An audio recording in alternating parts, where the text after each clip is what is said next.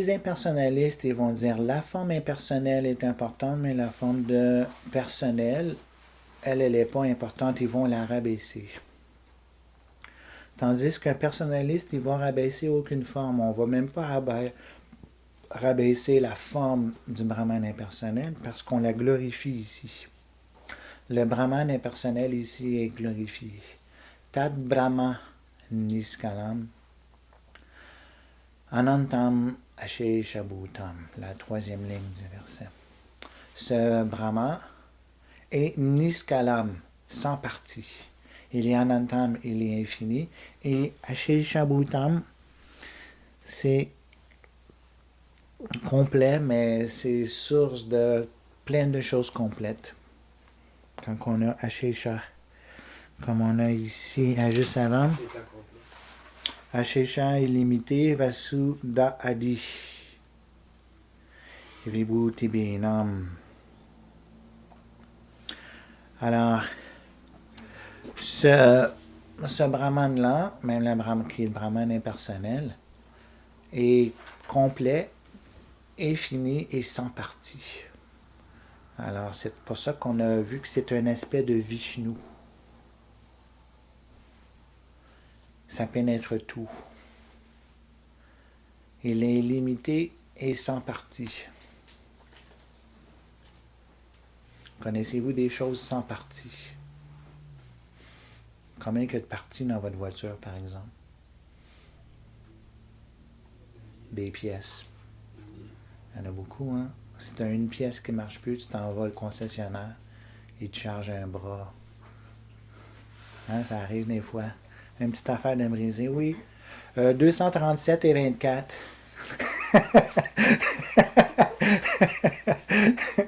Là, tu dis, ouais, t'as pas le goût que la pièce s'en brise encore. C'est une petite pièce de rien, 237 et 24. Là, t'as pas le choix. C'est eux qui font cette pièce-là. Tu peux pas aller l'acheter moins cher ailleurs. Alors, vaut mieux avoir une voiture sans pièces.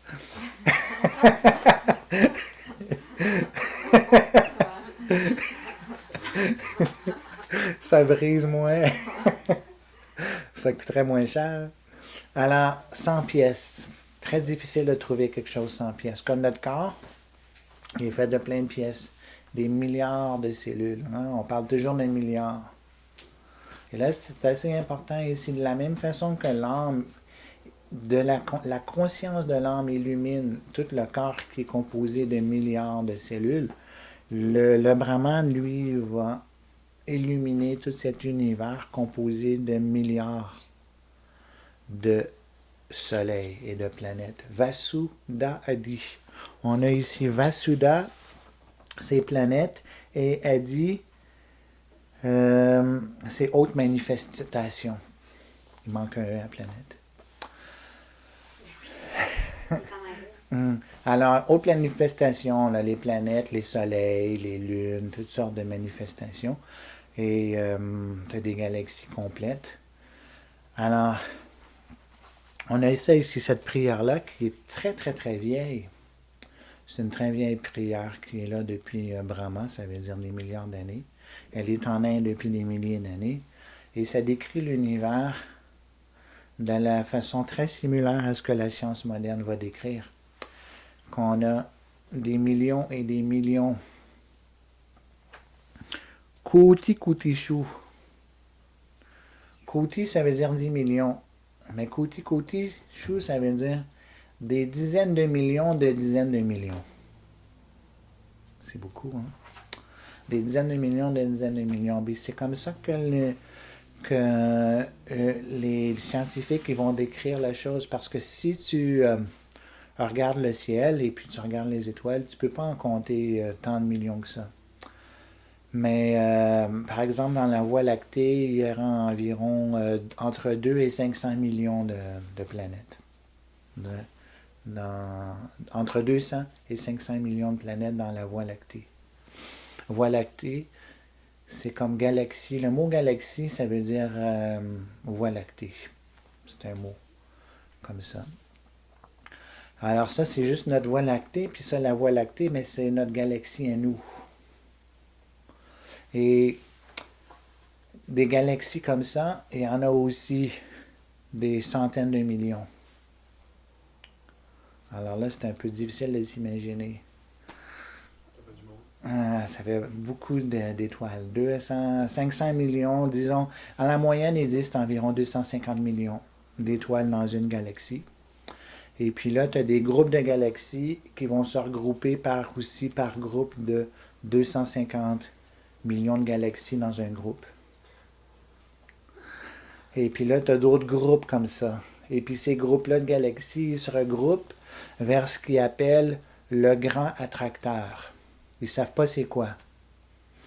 Un peu comme Druva, ils ne savaient pas ce qu'ils voulaient. On ne sait pas où vont les galaxies. Comme là, la lumière, elle va très vite, mais ces galaxies-là vont très vite. Nous, autour de la Terre, on va aussi à des... on va à des milliers de kilomètres par seconde là, autour du Soleil en ce moment, la planète Terre au complet. Ça paraît pas, mais la planète Terre est comme un vaisseau qui va très vite autour du Soleil. Le Soleil, lui, il va tourner très très vite autour du centre de la galaxie. Cette galaxie-là va tourner très très vite autour dans une autre direction. Et puis tout le paquet de galaxies, eux autres, ils tournent autour de ce qu'ils appellent le grand attracteur, mais ils ne savent pas c'est quoi parce qu'ils ne peuvent pas le voir. Tout comme on ne peut pas voir qu'est-ce qu'il y a au centre de l'atome, on ne peut pas voir vers quoi vont toutes ces galaxies-là. Alors, il semble avoir une direction vers tout ça, parce que, et puis c'est pas des petites directions, parce que la Terre, comment qu'elle va autour du Soleil, si tu varies un peu l'angle et le degré, mais on a comme là, on a l'hiver.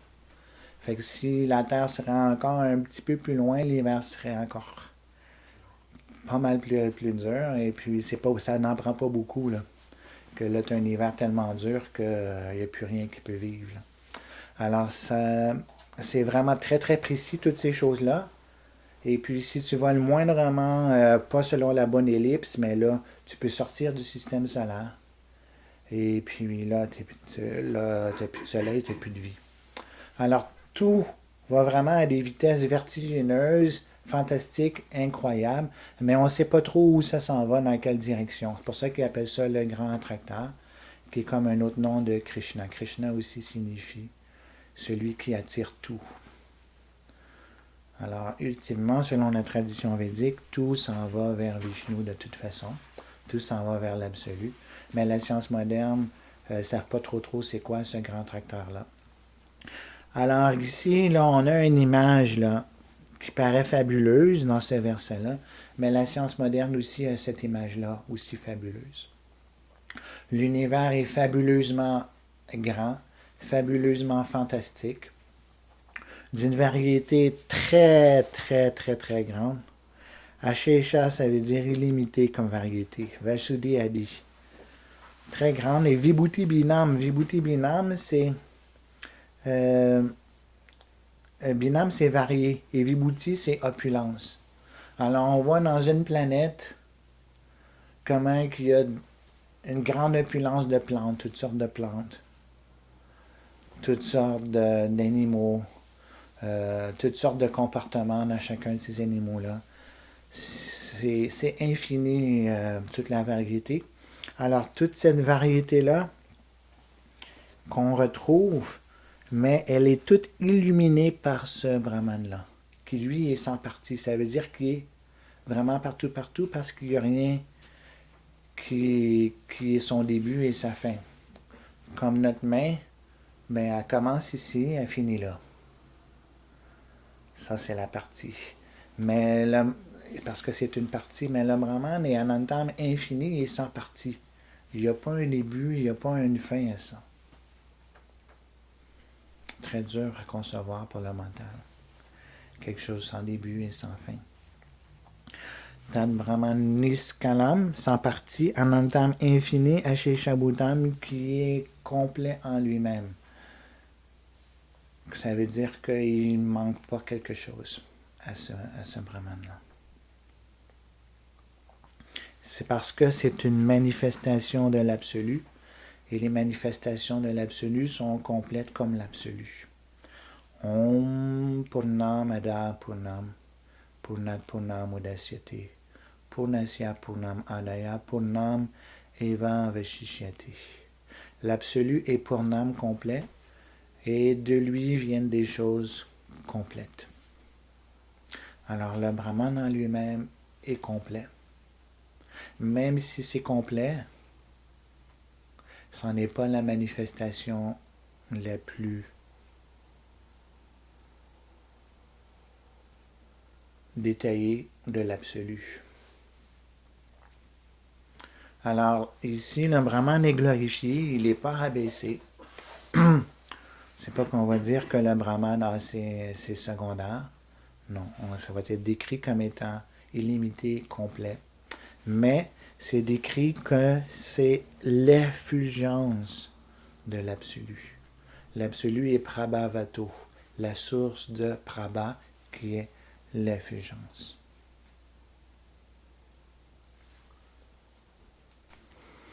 Alors là, on est avec 4 belles questions.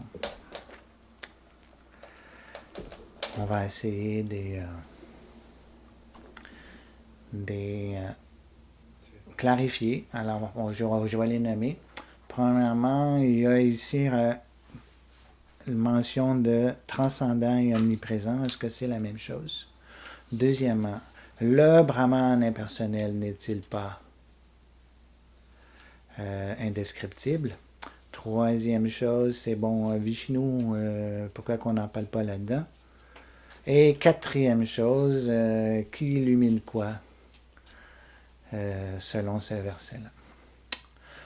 Alors, on va y aller une après une. On va commencer par l'illumination. Ici, c'est l'effulgence qui illumine les planètes.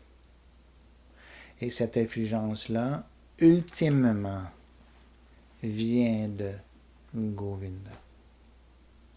Ultimement, parce que ça passe toujours à travers Vishnu pour les manifestations en ce monde.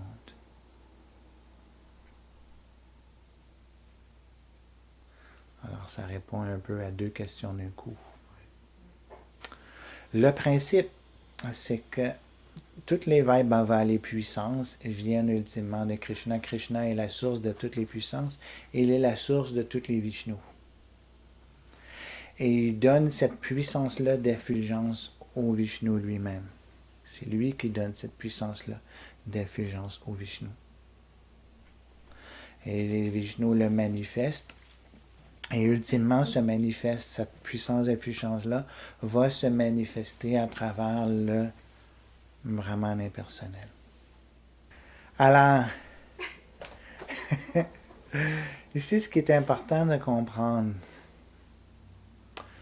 c'est que, contrairement aussi, troisième question, contrairement à ce que les impersonnalistes vont dire, que le Brahman impersonnel ne peut pas être décrit, les Védas vont le décrire, et ça, c'en est une description.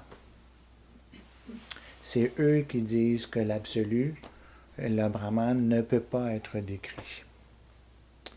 Tandis que la position vraiment védique, c'est que l'absolu peut se décrire lui-même, et il le fait à travers les Védas. Alors, il y a des capacités. Donc, cet absolu-là, ici, ce Brahman, il est décrit ici avec plusieurs qualifications. Il est Niskalam, sans parti, Anantam illimité et Asheshabhutam. Et il est aussi le Prabha, cette effulgence. Alors, on a 4 qualifications du Brahman. C'est pas que le Brahman ne peut pas être qualifié, il est qualifié de cette façon-là. Lorsqu'on dit Brahman non qualifié, ça veut dire pas de qualification matérielle. Il y a des qualifications spirituelles qui sont comme ça. Mais c'est tellement peu d'attributs que comparativement à Govinda, qui est une personne, on peut dire pratiquement non qualifiée. Ça veut dire qu'il n'y a pas de personnalité, il n'y a pas de forme. Alors c'est pour ça qu'on peut dire non qualifié. On appelle ça l'attribut Nirguna.